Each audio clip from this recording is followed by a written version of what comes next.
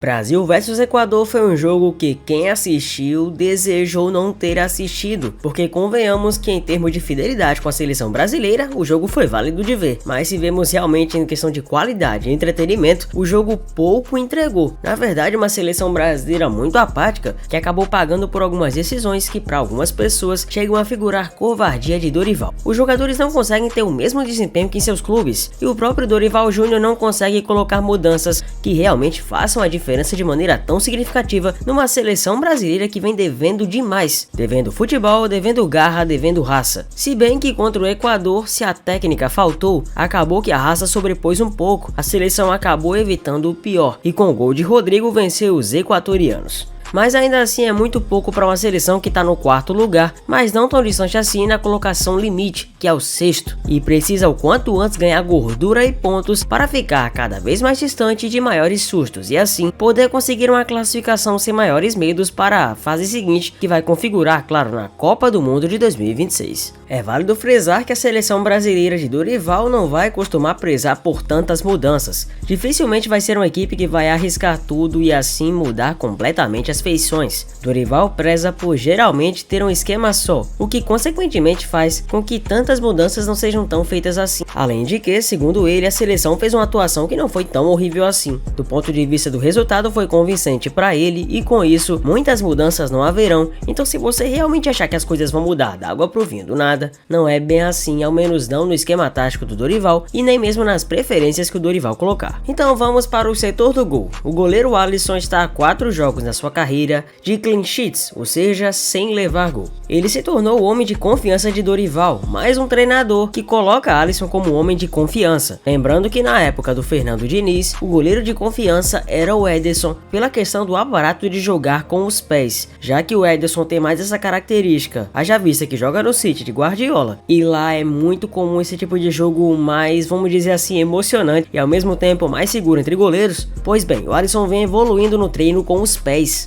e consequentemente vem melhorando nesse aspecto, como também pro Dorival, o Alisson passa mais confiança no gol. E como a seleção não levou gol e não foi vazada, não devemos esperar mudanças não. Então vamos para o outro setor da lateral. O Danilo tá jogando, vamos lembrar, improvisado de certa forma. Durante grande parte da sua carreira, ele jogou como lateral direito, é verdade. Mas ultimamente, se levarmos em consideração a sua atual carreira na Juventus, o Danilo não joga mais nessa posição. Ele é reserva, vale lembrar, atualmente, no novo esquema da Juventus do Thiago Motta, e mais ainda, vamos lembrar que quando ele vem entrado de zagueiro. Ele hoje é um jogador com mais funções defensivas do que ofensivas e bem menos pensadas na lateral em si. Então temos aí o Danilo mantido, então vamos lá. Posteriormente vamos então ao setor da zaga. O Marquinhos há muito tempo vem ficado na equipe titular e constantemente sendo reaproveitado pela seleção brasileira e pelos técnicos que acompanham. Agora não podemos dizer que vai ser algo diferente, porque Marquinhos segue sendo bem visado e colocado na titularidade. Lembrando que também tudo está diante da recuperação de Éder Militão.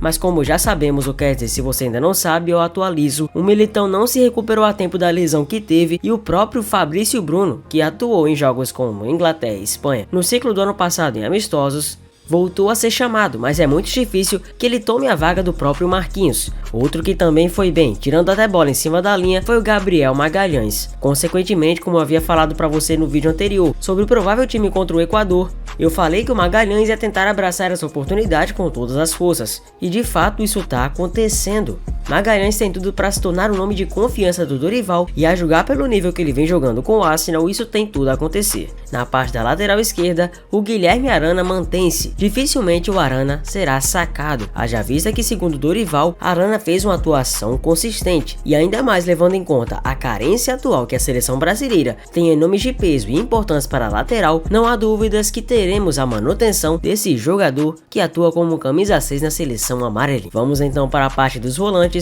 E havia uma dúvida se André se manteria na equipe principal, mas vamos lá combinar que não há mais. O André foi um dos jogadores que mais teve destaque quando atuou pela seleção justamente nesse confronto, trazendo uma segurança, um conforto e uma visão de jogo que realmente estávamos precisando no Scratch amarelinho. Tava até parecido que o André faria um grande jogo, mas ele chegou a surpreender ainda mais os espectadores pela confiança que teve em assumir a vaga do seu companheiro de seleção, mais rival nos tempos de Rio de Janeiro, João Gomes.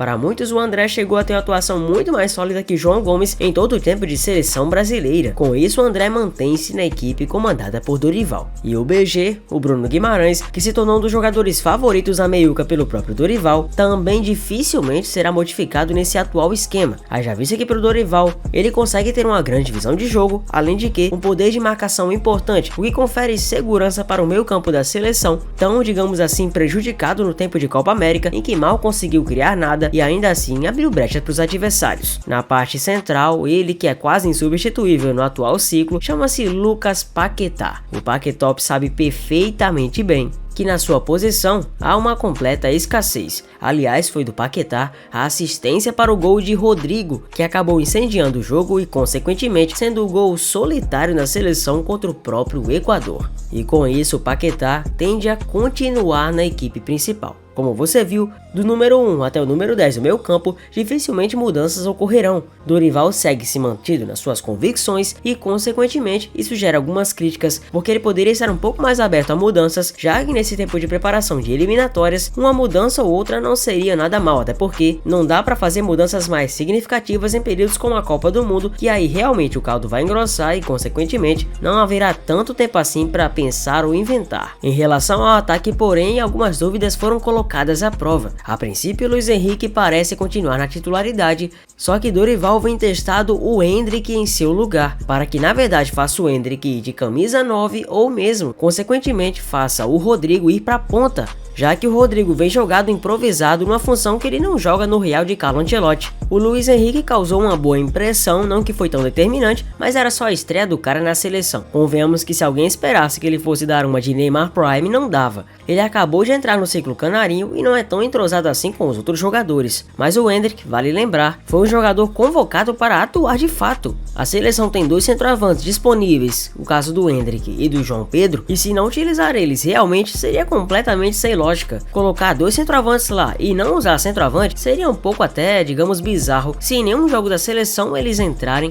para terem mais oportunidades. Consequentemente, até o momento, Luiz Henrique mantém-se na titularidade, mas o Endrick foi testado. E por que não pode assumir a vaga a depender do que faça nos treinos. Sua Copa América mais apagada não tirou seu brilho e, consequentemente, Dorival o observa. Houve rumores de que Vini Júnior ficaria de fora da seleção brasileira após sentir uma complicação nos treinamentos. Após sentir o adutor, Vini Júnior foi cogitado a ficar no banco de reservas contra o jogo, justamente contra o Paraguai. Para algumas algumas línguas mais ácidas, não faria tanta diferença, porque há dois Vinícius Júniors na cabeça de muitos, o Vini Júnior do Real Madrid e o Vini Júnior da seleção brasileira. E realmente há uma diferença muito grande, mas mesmo assim, como é que você coloca o melhor jogador do mundo para o banco? É um dilema que Dorival tem que pensar e muito. Não é fácil e realmente estar na pele do Dorival nessa hora não seria nada legal. Mas não há dúvidas que em relação ao Vini Júnior, ele tem que realmente demonstrar futebol ao nível Vini Júnior. Afinal de contas, ele vai pro 35º jogo com a seleção brasileira principal desde 2019 e até o momento tem apenas 5 gols. Para um jogador do patamar do Vini Júnior, ele precisa demonstrar muita coisa. E por isso que sempre, enquanto o Neymar não estiver, as pessoas vão sentir saudade do Neymar, que é um cara bem mais efetivo para a seleção brasileira. Consequentemente, um jogador que entregou bem mais e por isso sempre será lembrado nesse quesito. Então provavelmente teremos o Luiz Henrique, o Vini Júnior novamente e o Rodrigo mantido, a não ser que o Endrick vá fazer essa função de camisa 9 e o Rodrigo seja recuado para as pontas, deixando o Luiz Henrique no banco. Então vemos uma seleção praticamente mantida por inteiro, em que Dorival não está optando tanto por mudanças, justamente por crer que a seleção fazendo o feijão com arroz já é o significativo para passar, continuar vencendo e assim espantar de vez o fantasma da eliminação nas próprias eliminatórias e a desclassificação. Afinal de contas, vamos lembrar que a seleção nunca ficou sem jogar nenhuma Copa do Mundo. E vamos lembrar mais ainda que o Brasil de Fernando Diniz para muitos inventava demais. Queria fazer um jogo muito bonito, mas isso não conseguia afetar em resultados e consequentemente a seleção brasileira passou um sufoco bastante absurdo. Aí uma leve atualização enquanto eu fazia esse vídeo, justamente no treino da tarde, o último antes da partida,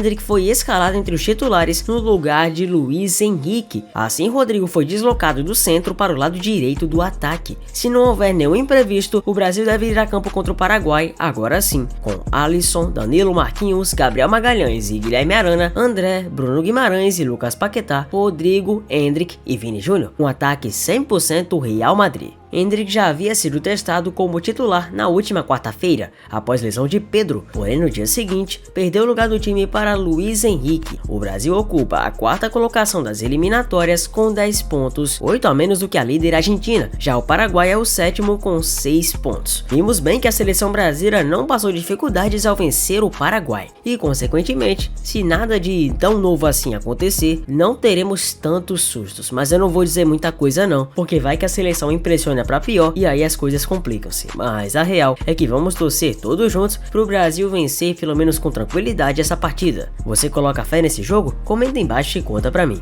Muito prazer, eu sou o Zefute, muito obrigado por você ter chegado até aqui, deixa o like, se inscreva no canal, um abraço a todos e eu vejo vocês no próximo vídeo, valeu!